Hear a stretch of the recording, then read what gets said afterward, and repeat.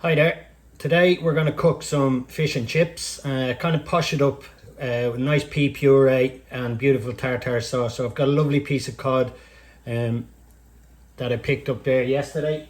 We're going to also need potatoes, flour, mayonnaise, peas, butter, and then some capers and red onion and stuff for the tartare sauce. We'll run through it stage by stage. So we'll start with the chips. We're going to do triple cooked chips, and by saying that I mean we're going to steam the potatoes. But first we're going to cut them with an apple core. We're going to cut them into cylinders. So I did say they were going to be posh chips. Well, this is as posh as they get. So we'll get all the chips done, and then we're going to steam them for approximately 8 to 10 minutes, just till they're soft, and then we're going to deep fry them at 140 degrees, and then we're going to ramp up the oil to 180, and that's the triple cooking method. So now while the chips are on steaming, we'll make the batter for the fish. So what we need for this is 1 egg. Just crack it into a bowl. I have just some plain flour, goes in with the egg. And just whisk them together. And then we're just going to add some salt for seasoning.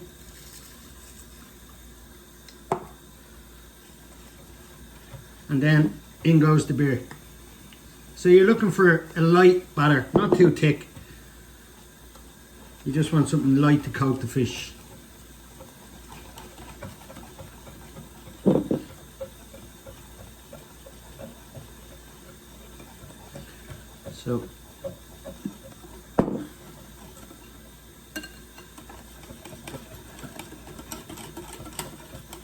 So now you can see the consistency is quite thin.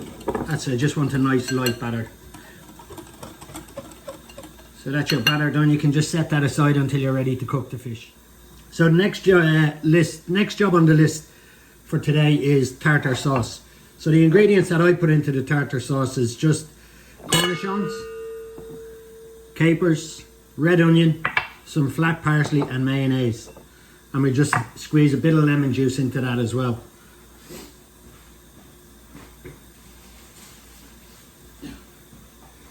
So while we're doing the fish and chips today with the tartare sauce, there's several different jobs, and I suppose the thing to remember when you've got all these jobs is the difference between cooking professionally and cooking as a hobby is timing and planning how you organise your dish.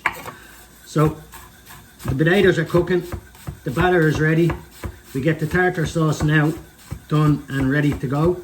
We can set that aside, and then we start to bring the dish together. And if you can get your head around that, well then it really gets very easy to plan and cook some nice fresh food at home. So I'm just finely dicing the red onion, and then we do the same with the capers and the cornichons, and then just mix with mayonnaise and lemon juice and season. And that's as simple as tartare sauce is.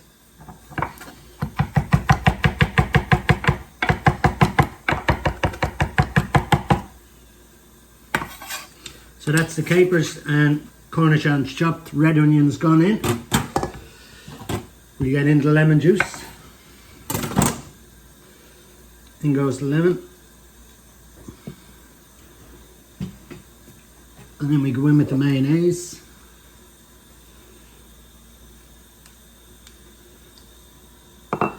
And we'll actually add a bit of lemon zest, just to give it some extra freshness.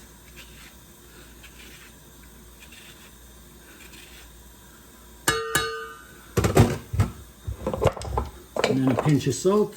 Be careful with your salt though, because remember the capers are quite salty. So that just comes all together. You can add as much or as little of the ingredients as you want to the mayonnaise. I like a thick, chunky dip as opposed to a creamy mayonnaise dip. So that's really a preference for yourself. So I just need to chop a bit of parsley into that now, and then that's done, ready to go. So there's the potatoes now. They've been steaming for 10 minutes. They're ready to come out now, and I'm going to get them into the fat fryer at 140 degrees and just give them a sealing. And that's the second cook we're moving on to now. So next job on the list is the pea puree. Very simple, very easy to do. Frozen peas straight into boiling water. And we're going to boil them for approximately 6 minutes. You want to get them nice and soft.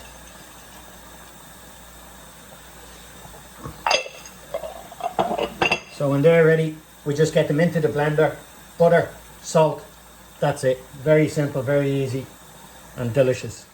So now the peas have been boiling for 6 minutes. They're now in the NutriBullet just to get them blended. So it's just peas and butter for the puree. The butter will make it really, really rich. So don't be afraid, plenty of butter. And again, salt. Always remember that season regularly and small amounts. So you can always adjust seasoning. If you add too much in the beginning, you can't take it back. So always add bit by bit.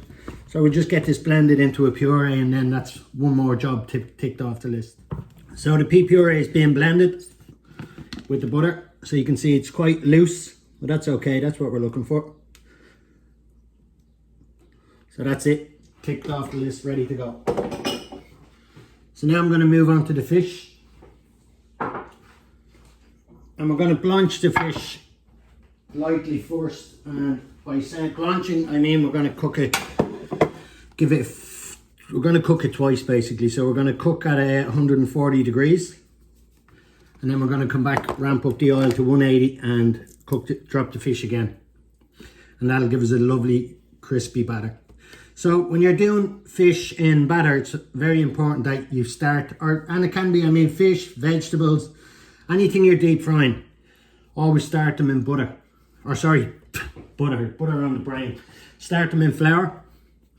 The flour helps the batter to stick to it. So give your fish or whatever you're counting, a good counting of flour, and then into the batter. So that's ready to go. Okay, so we're ready for the fish, coated in the flour. It goes into the batter.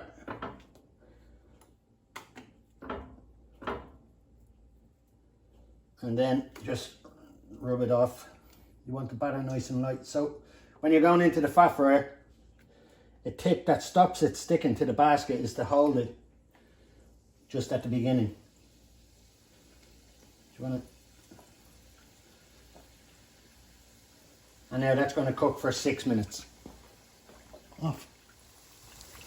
So that's the cook now. The fish cooking for its first cook at 140 degrees, about 6 to 8 minutes. So now the fish is ready. The chips. So now the fish has had its first cook, or blanched as we call it in the business. And the chips are now getting their third cook, hence triple cooked chips. So they've been cooked in steam for 10 minutes to get them nice and soft and fluffy. And then we go in at 140 degrees in the fat fryer, cook them. And now we're going in at 190 degrees. This is where they get their final cook and crispy, but lovely floury texture in the center. So once the chips are ready, the fish will go back into the fat fryer and finish the fish, and then it's just assembly of the dish. So I hope what I've shown you here is easy and you'll be able to replicate it at home. So the chips are ready, fish is in the fat fryer, everything is ready to go now. All we have to do is assemble the dish. So that's it guys, my version of Posh fish and chips.